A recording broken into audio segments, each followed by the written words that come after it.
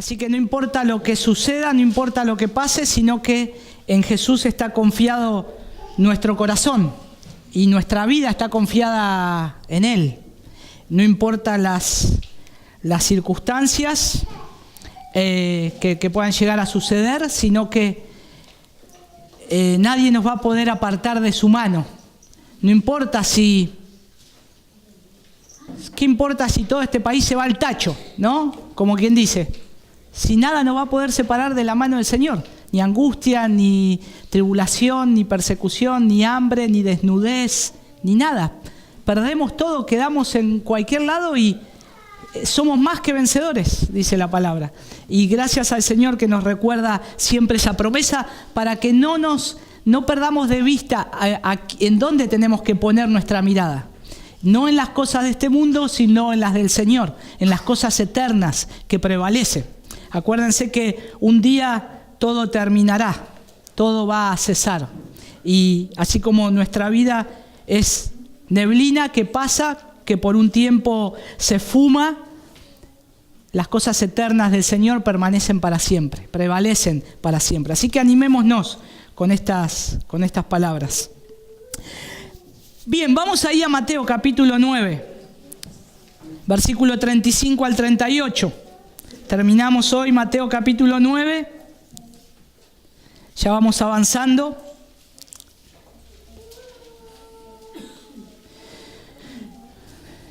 Dice ahí la palabra del Señor a partir del versículo 35. Recorría Jesús todas las ciudades y aldeas, enseñando en la sinagoga de ellos y predicando el evangelio del reino y sanando toda enfermedad y toda dolencia en el pueblo. Y al ver las multitudes, tuvo compasión de ellas, porque estaban desamparadas y dispersas como ovejas que no tienen pastor. Entonces dijo a sus discípulos: a la verdad, la mies es mucha, mas los obreros pocos. Rogad, pues, al Señor de la mies que envíe obreros a sus mies. Señor, te damos gracias por tu palabra.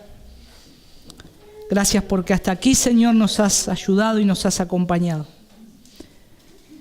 Ayúdanos ahora a poder no solamente leer tu palabra, sino a poder recibir lo que tú tienes para nosotros hoy por medio de tu palabra, Señor. Abre los corazones, abre el entendimiento, Señor, de aquellos que tú tengas que hacerlo,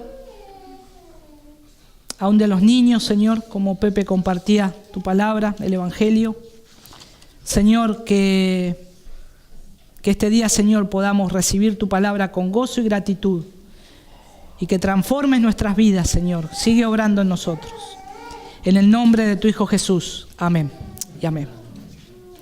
Hay pocas cosas tan agotadoras como el servicio constante,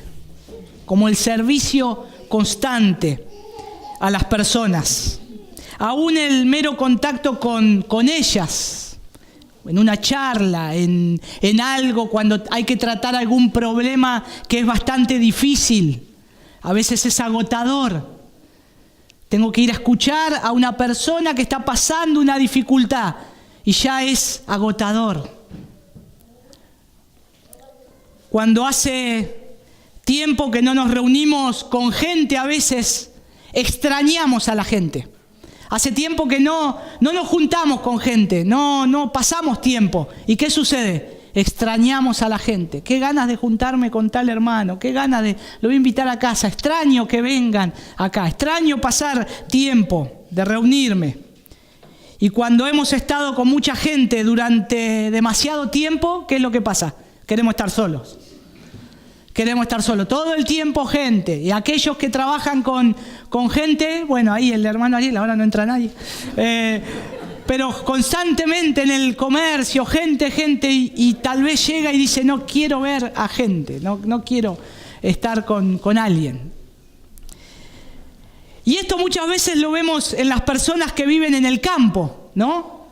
Juan tuvo posibilidad de estar en el campo, ver a los paisanos allá cuando trabajaba en la ruta.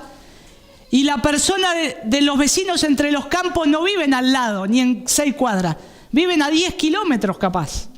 Y tienen que agarrar y irse en un caballo, no sé, en un tractor o en camioneta, en lo que vayan, o a pie, y ir y visitar. Si cuando llegan son bienvenidos, porque se reciben con gratitud y se ven con alegría porque no ven a nadie.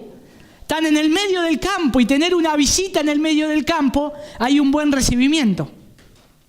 Pero también es muy diferente cuando uno vive en una ciudad como la nuestra, o en Capital Federal, más de 1 millón de habitantes, gente por todos lados, gente en las calles, gente en los negocios, haciendo fila, en el subte, en los colectivos, todos apiñados, gente y el murmullo de la gente, y quieren llegar a la casa y no escuchar nada.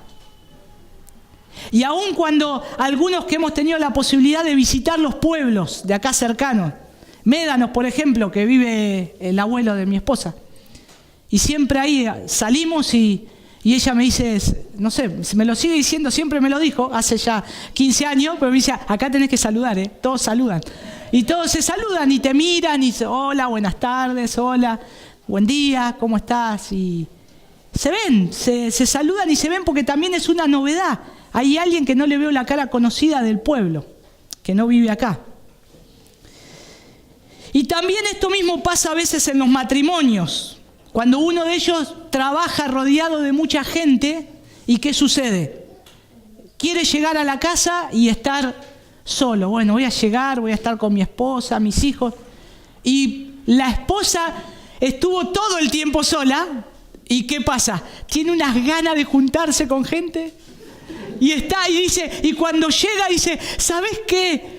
Hoy planeé que vengan a comer esto y después vamos a salir o vamos a la casa de tal. Yo quería estar solo. Bueno, y ahí estar poniendo a disposición, porque ella está ansiosa por hablar, socializar y todo lo demás. Y esto ocurre muchas veces aún en el ministerio, cuando se trabaja con gente. Cuando predicamos no solamente la palabra, sino cuando aconsejamos y estamos con gente. Y a veces hay momentos que uno quiere estar solo, pero el trabajo demanda esto. Pero a veces también se puede caer en el error de que somos mecánicos en hacer esto. Yo sé que tengo que aconsejar a alguien, sé que tengo que abrir la Escritura y aconsejarlo con la palabra de Dios, y sé que lo tengo que hacer, y mecánicamente sé el paso 1, 2, 3 y 4. Y esto lo hago de una manera mecánica, pero hay un ingrediente que falta ahí: compasión. Compasión. Y esto es lo que hoy deseo que podamos ver en lo que había en nuestro Señor Jesús, aprendiendo a ser compasivos como Jesús. Aprendiendo a ser compasivos como Jesús. Entonces, ¿cómo hacía Jesús en su ministerio terrenal para lidiar con estas cuestiones que nosotros vivimos a diario cuando trabajamos con gente, cuando estamos constantemente con personas o tenemos que ver gente? ¿Cómo hacía Jesús haciendo discípulos, aconsejando, evangelizando, sanando enfermos? ¿Cómo hacía? ¿Cómo lidiaba con estas cuestiones? Mirando el entorno que él vivía. Si lo que hoy vamos a considerar es la compasión de Jesús, permítanme dejar una definición de lo que es compasión, según el diccionario bíblico. Lo voy a decir técnicamente, lo que dice el diccionario bíblico acerca de compasión. Dice así: sentimiento íntimamente ligado con la demostración del amor que en la Biblia se expresa con el término hebreo rakahim y el griego esplagagna. El primero designa en el Antiguo Testamento el sentimiento personal de Dios, dice el diccionario. Y el segundo denota la disposición y actitud de Jesús frente a las personas. Ambos, sin embargo, hablan del más profundo sentimiento. literalmente dice que esta palabra compasión es sentir con las entrañas. Dios siente compasión por la necesidad extrema de las personas. Cristo encarna esa compasión divina y la enseña con actos y palabras. Por último, dice este diccionario, es la compasión de Cristo la que se espera del cristiano. Esa es la definición técnica, cuadrada, lisa, pero con mucho contenido y con muchos pasajes de referencia. Y aquí ingresamos lo que Mateo quiere demostrar, porque lo que ya Mateo quiere demostrar acerca de Jesús, escribiendo acerca de Jesús, que ahora va a comenzar la expansión de las buenas nuevas de Jesús. El Evangelio va a comenzar a expandirse por todos lados. Y sabemos que Jesús fue 100% hombre y 100% Dios. Jesús tuvo hambre, tuvo sueño, Jesús sintió dolor, pero a su vez Él tenía el poder de ser el Dios encarnado. Él era ese Dios encarnado. Y sin lugar a dudas que Jesús enfrentó podríamos decir, esa misma presión cuando se tiene que tratar con las personas. Jesús sintió esa misma presión de estar con mucha gente y de sentir el agobio, el cansancio, aún Él siendo el Hijo de Dios. Si leemos en Mateo, ahí versículo 35, dice que Él iba por todas las ciudades y aldeas de Galilea. Iba por todas las ciudades y aldeas de Galilea. ¿Qué estaba haciendo? 3 cosas: enseñando en la sinagoga de ellos, predicando el evangelio del reino y sanando toda enfermedad y toda dolencia. Ahora, según cuenta un historiador judío, Flavio Josefo, que escribía más o menos contemporáneo al apóstol Pablo, que en Galilea, en la región de Galilea, donde Jesús recorría, hermanos, Jesús no tenía ni 513, ni 517, ni 505, ni 500 nada. No había 500, ni 200, ni 300. Jesús usaba los pies, Jesús caminaba, Jesús recorría, Jesús andaba. En Galilea había 204 ciudades y aldeas. Y dice la Escritura que Jesús las recorría todas. 204 ciudades. Imagínense, la provincia de Buenos Aires, no sé cuántas ciudades tienen, pero 204 ciudades. Más o menos cada una de esas ciudades tenía unas 15.000 personas. 204 ciudades, 15.000 personas cada uno. Imagínense, porque es un gran porcentaje. Ahora, si Jesús hablara en 2 pueblos o en 2 aldeas al día, Él necesitaría unos 4 meses para recorrerlas a todas. Hablando y enseñando y después yendo a otro lado y hablando y enseñando así.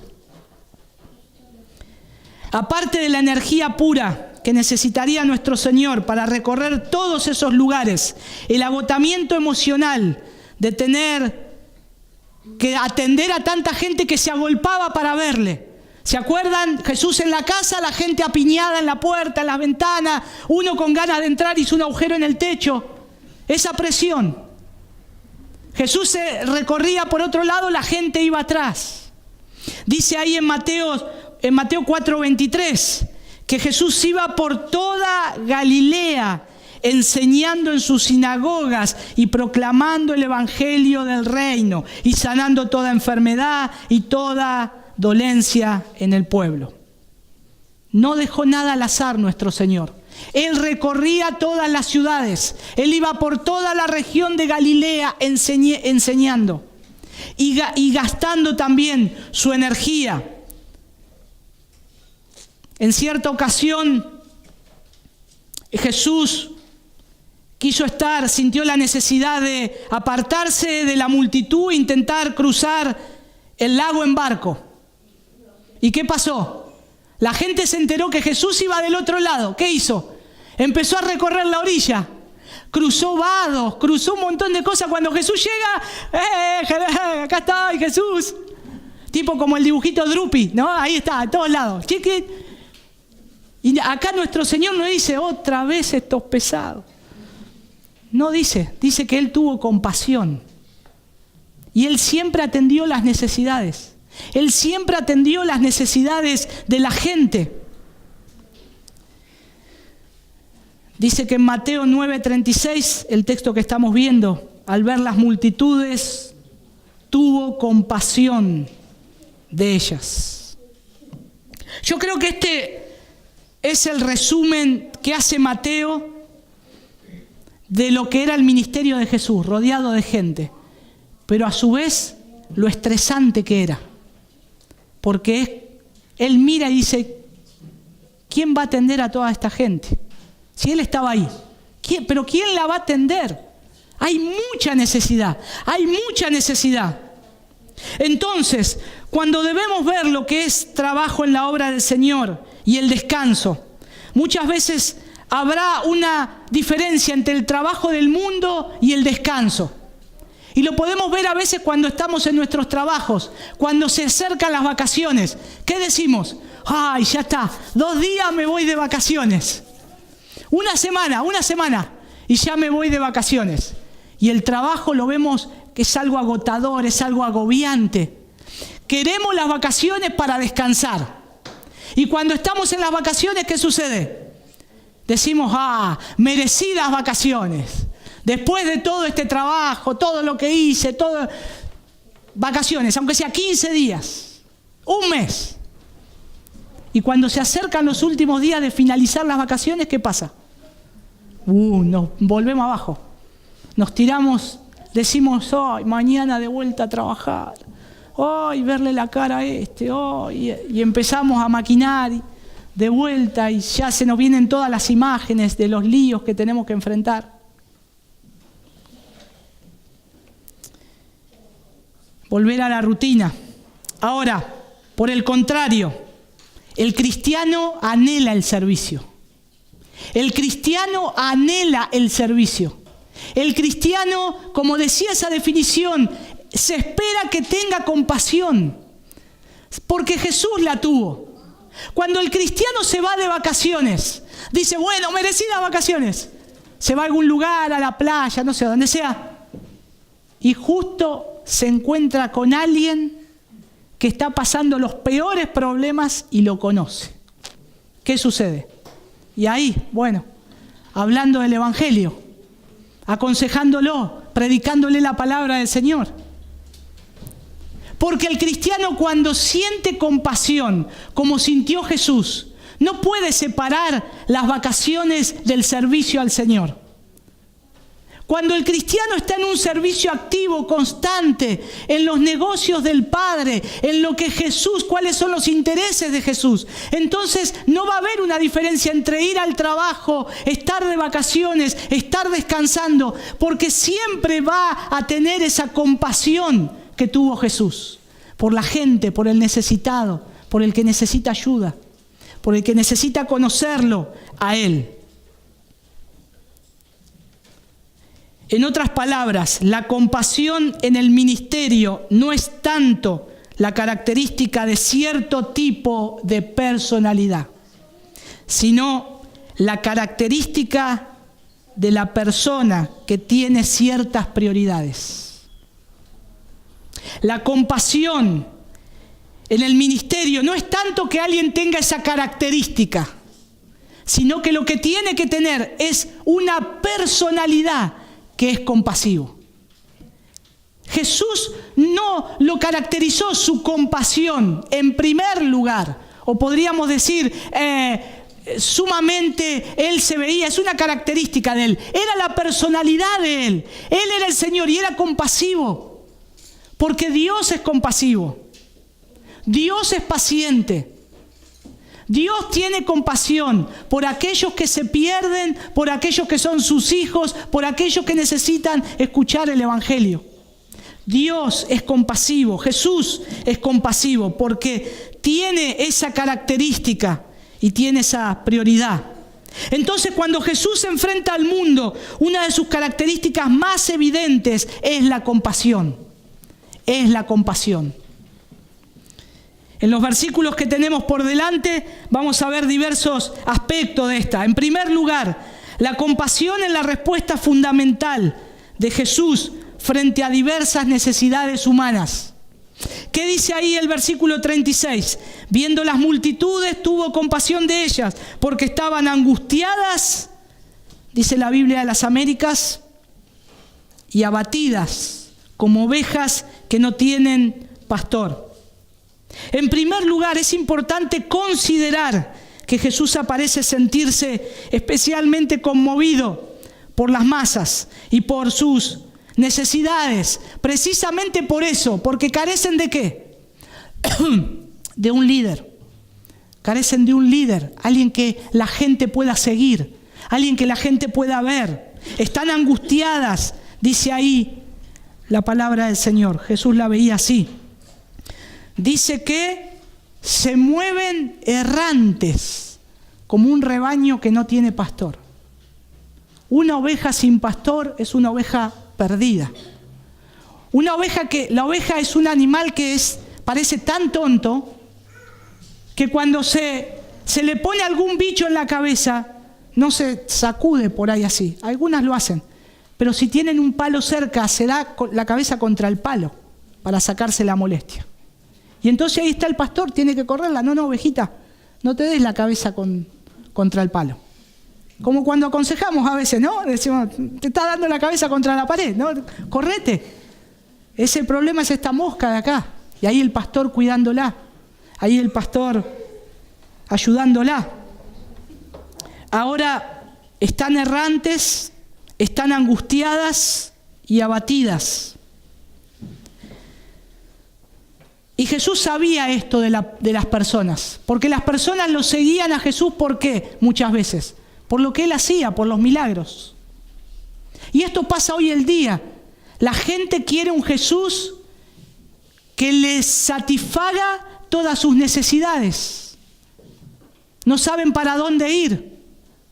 Y entonces sufren esos ataques de histeria. Cosa que rechazaríamos como inmaduras o ignorantes. Jesús, ¿cómo las trata? Con compasión.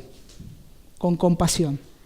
Ve que las ovejas andan buscando, no saben. Algunos buscan a Jesús, algunos buscan los milagros, algunos buscan algo, algunos están ahí porque está la multitud. Pero Jesús mira a la multitud y Él dice, tengo compasión por ellas. Los resentimientos, las rebeliones, los entretenimientos que despistan, los pasatiempos tontos, los hábitos estúpidos, etc. Porque detrás del comportamiento censurable, del comportamiento pecaminoso que busca la gente que Jesús lo pueda cubrir, están las frustraciones de la vida. Están las frustraciones. La explotación, el desespero no manifiesto, al no saber dónde dirigir los pasos. ¿Qué hago ahora? ¿Qué hago ahora? Entonces, Jesús dice, las ovejas están así. Son histéricas, son rebeldes, andan por distintos lados, están buscando algo. Y Jesús dice, ¿dónde están los líderes? ¿Dónde están aquellos que van a atender este rebaño? Que van a tener compasión. La triste realidad de hoy es que a menudo esos líderes se encuentran en la misma situación que las ovejas. Por eso no pueden ayudar. Por eso no pueden dar o compartir el Evangelio de Cristo. Y entonces démosle a las ovejas lo que quieren. Démosle lo que quieren, a gusto de ellas. Porque yo también tengo unos líos atrás tremendos. Ni yo puedo con mi vida. Así que démosle lo que quieren. ¿Quieren milagros? Démosle milagros. ¿Quieren prosperidad? Démosle prosperidad. Vamos a darle eso.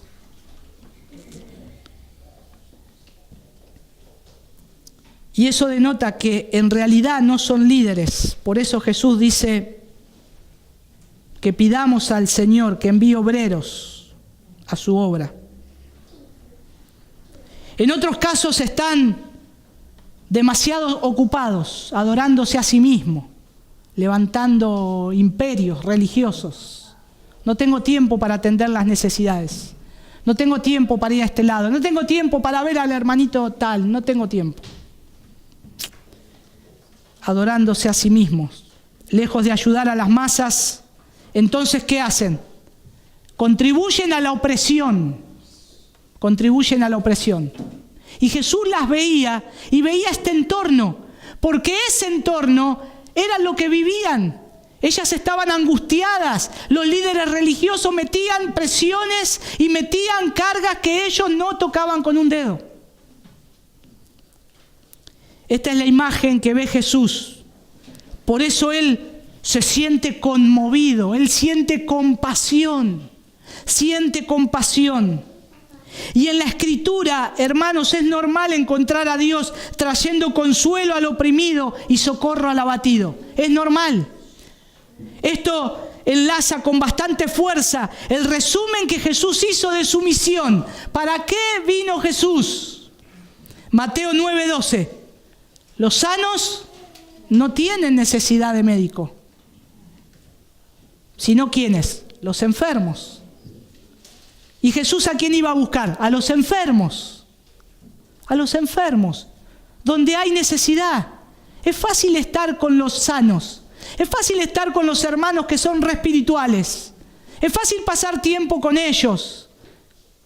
Pero cuando tenemos que tratar a otra persona que está en problemas espirituales, que es un duro, que es tosco, que tiene problemas, alguien que no conoce el Evangelio, no queremos estar. Jesús dijo, no, a ellos hay que ir. Están enfermos. Ellos necesitan el médico. Ellos necesitan la palabra. Ellos necesitan el remedio. Ocúpense de eso. Porque Jesús lo hizo. Esa fue su misión.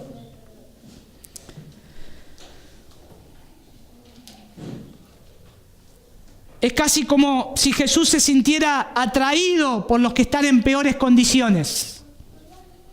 Es como que Jesús ve los que están en peores condiciones que los que están bien, y es como que Jesús se quiere lanzar hacia ellos y ayudarlos, porque siente esa compasión que sale de las entrañas.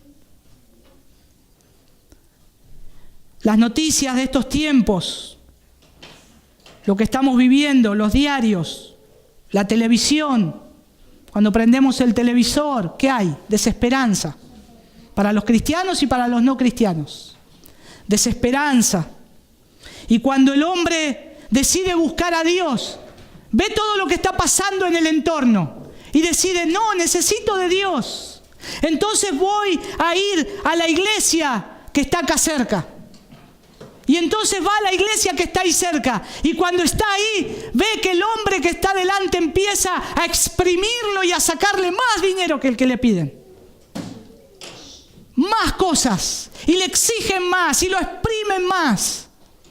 Y entonces ese hombre sale de ahí abatido y dice, ¿y ahora dónde voy? ¿Dónde voy? La decadencia de la esperanza. Es una época que estamos viviendo la decadencia de la esperanza. La tensión social, el desempleo, la crisis educativa, la crisis moral del país, etcétera. Desesperanza, constantemente desesperanza. Argentina ha pasado peores crisis que esta. Y se preguntan, ¿podremos salir de esta? ¿Podremos salir ahora, avanzar hacia adelante? El pesimismo crece en los medios de comunicación. El panorama es oscuro, los comentarios editoriales cada día son más pesimistas. La esperanza se está muriendo.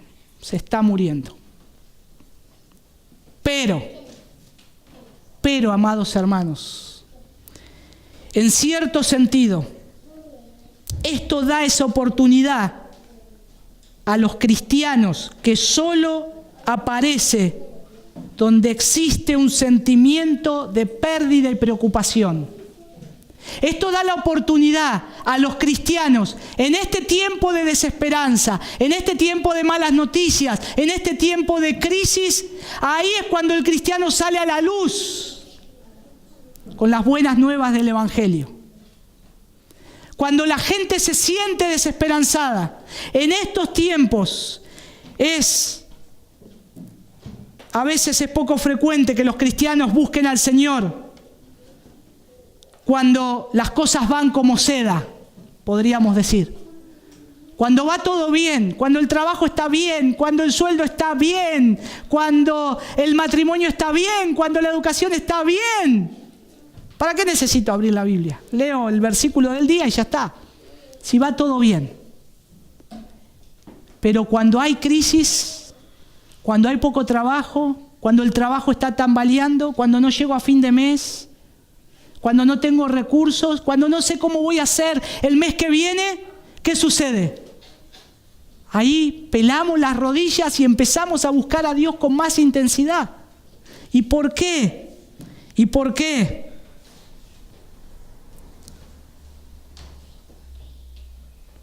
En la oscuridad del desánimo, cuando somos perseguidos y oprimidos, entonces nos volvemos al Señor y reconocemos nuestra impotencia fuera de la gracia.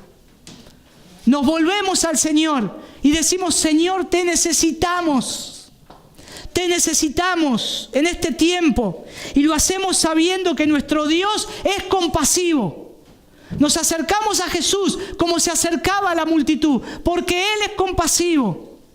Él es un Dios compasivo, y que la compasión de Jesús fue dirigida sobre todo hacia los perseguidos y los impotentes.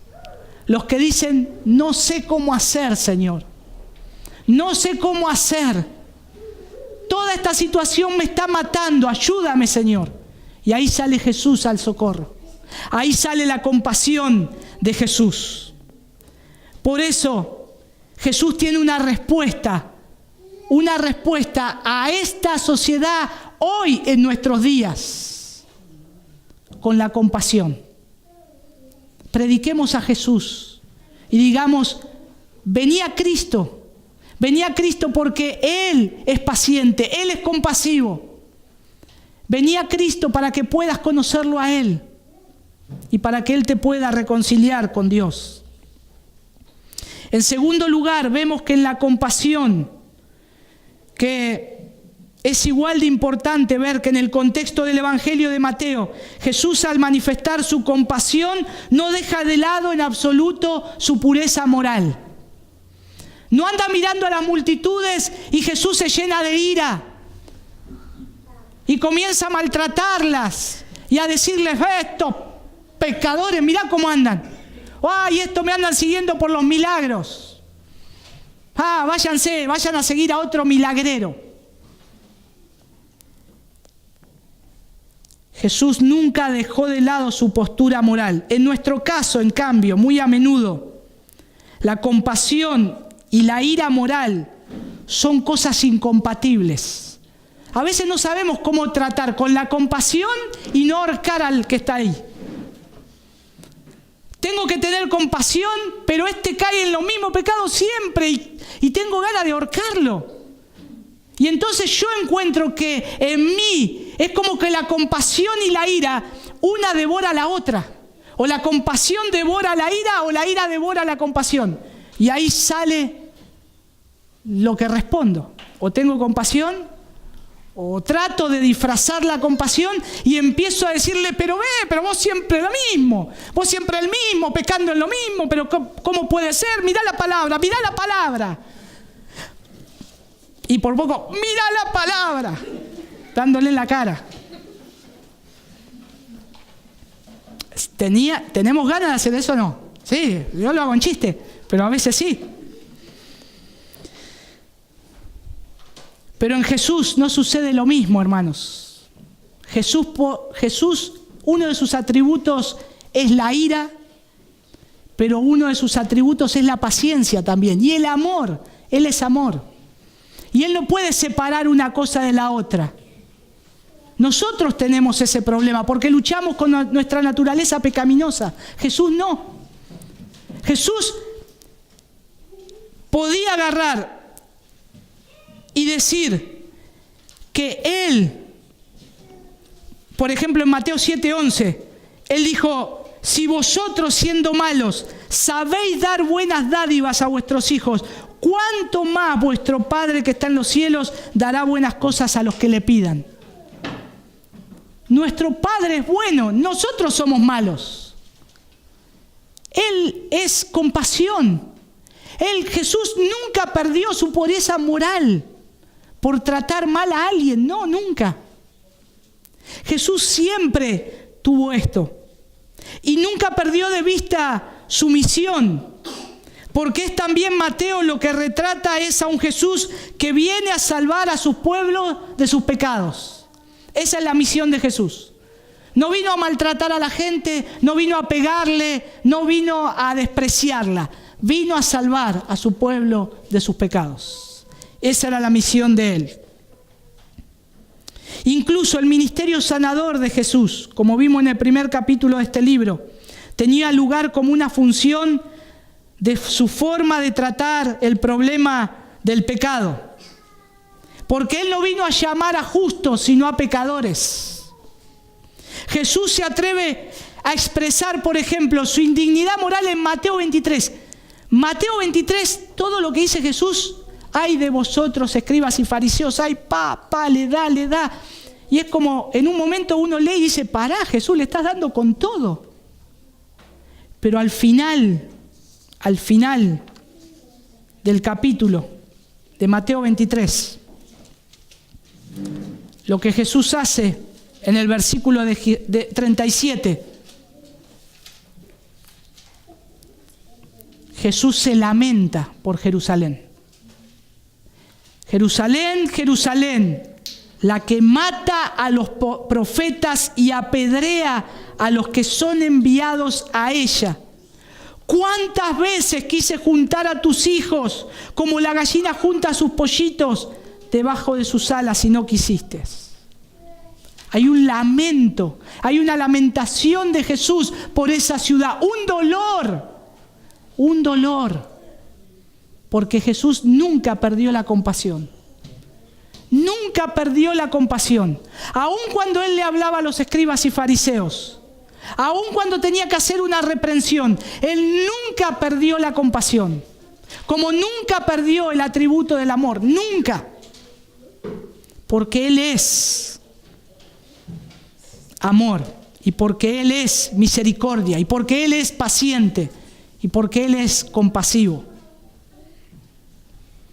Consideremos entonces, hermanos, al tener la compasión que Jesús nos dice que tenemos que tener hacia las personas, que no seamos consumidos por la ira.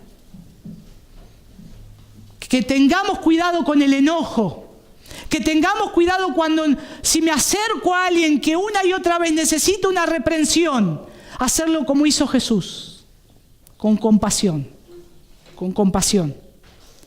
En tercer lugar, acá la compasión de Jesús está expresa en una metáfora que revela algo más que compasión. El versículo 36 dice: y viendo las multitudes, tuvo compasión de ellas, porque estaban angustiadas y abatidas como ovejas que no tienen pastor.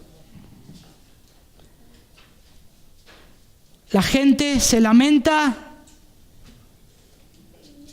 la gente está ahí angustiada y se lamenta Jesús, porque las ve como ovejas que no tienen pastor. Esta expresión nos trae a la mente la rica gama de pasajes en el Antiguo Testamento, donde Dios o el Mesías prometido por Él es el pastor que va a guiar a las ovejas. Por eso Mateo trae constantemente el Antiguo Testamento para demostrar: miren, este es el Mesías. Jesús es el Mesías que estaban esperando, porque el Mesías que estaban esperando va a ser ese pastor que va a tener compasión por las ovejas y las va a guiar. Porque ese pastor compasivo va a venir a guiar, a alimentar, a proteger al pueblo de Dios. Y en cierto momento Dios promete, en Ezequiel capítulo 34, versículo 23 al 24, después salteado el 31, yo lo voy a leer todo en un conjunto, porque también está el capítulo 37, 24 de Ezequiel. Pero dice del Mesías: y levantaré sobre ellas a un pastor, dice el profeta Ezequiel, y él las apacentará, a mi siervo David. Esto está escrito cientos de años después de la muerte de David. Así que no se refería a David que iba a venir, porque David ya había muerto. Entonces cuando dice a mi siervo David, hace alusión al Mesías que va a venir. Dice a mi siervo David, él las apacentará y él les será por pastor. Yo, Jehová, les seré por pastor, les será por Dios, y mi siervo David, príncipe en medio de ellos. Yo, Jehová, he hablado, y vosotras, ovejas mías, ovejas de mi pacto, hombres sois, y yo vuestro Dios, dice Jehová el Señor.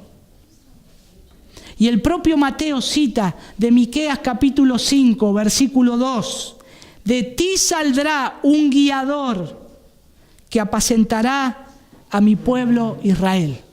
Eso se cumple en Mateo 2:6. Ahí está Jesús. Ahí nació. Este niño va a crecer un día y va a ser el que va a tener compasión de las ovejas y las va a apacentar porque van a venir a él. Acá está el Mesías. Acá está Jesús. Hermanos, Jesús está entre nosotros. Acá está el pastor. Acá está el que aquel nos va a traer paz y consuelo. Acá está entre nosotros aquel que va a apacentar a su pueblo, aquel que lo va a guiar en todos los momentos. Recordemos que Él está. Y una vez más, en relación a su muerte, Jesús cita a Zacarías, capítulo 13, versículo 7. Dice, heriré al pastor y las ovejas, ¿qué van a hacer? Dispersadas. Porque Él es el pastor. Él es el príncipe de los pastores.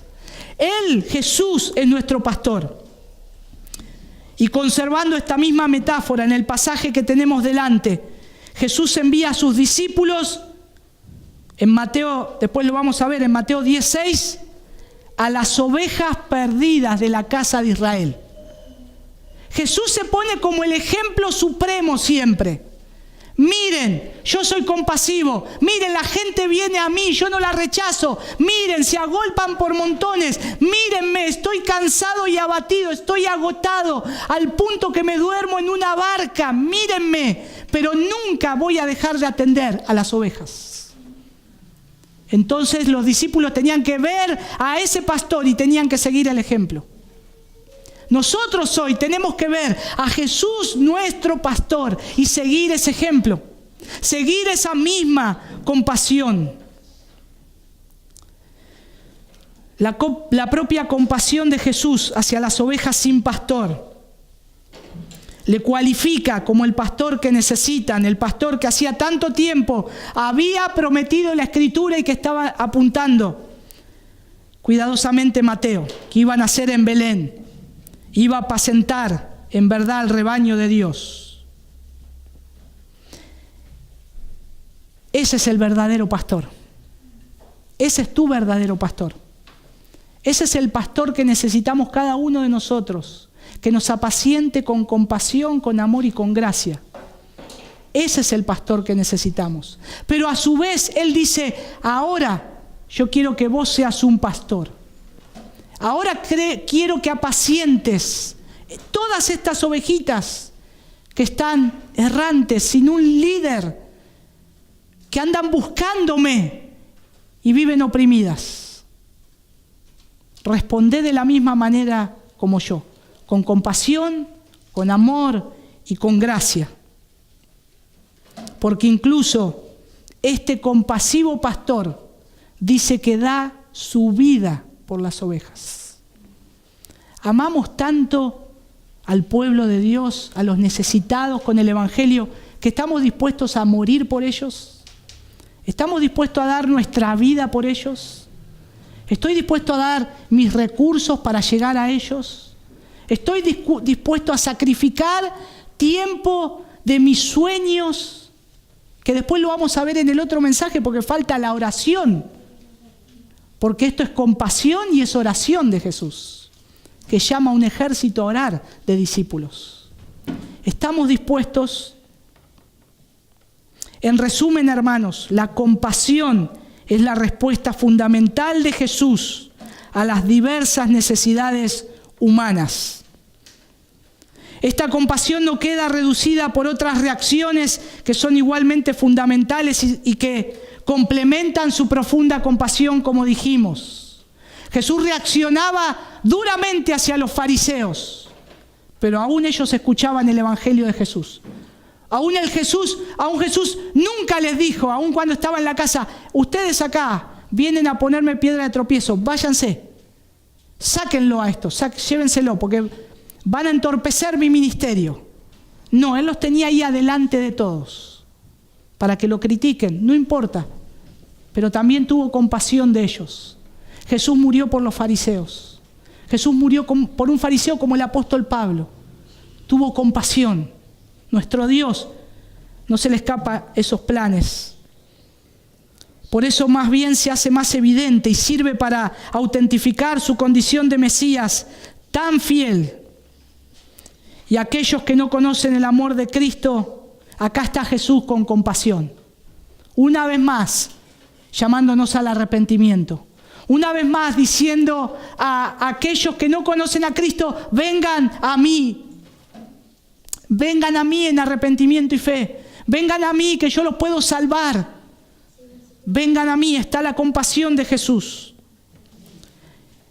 A que consideres aquel que murió en la cruz para reconciliar al hombre pecador con Dios. Y amados hermanos, consideremos la compasión de Jesús.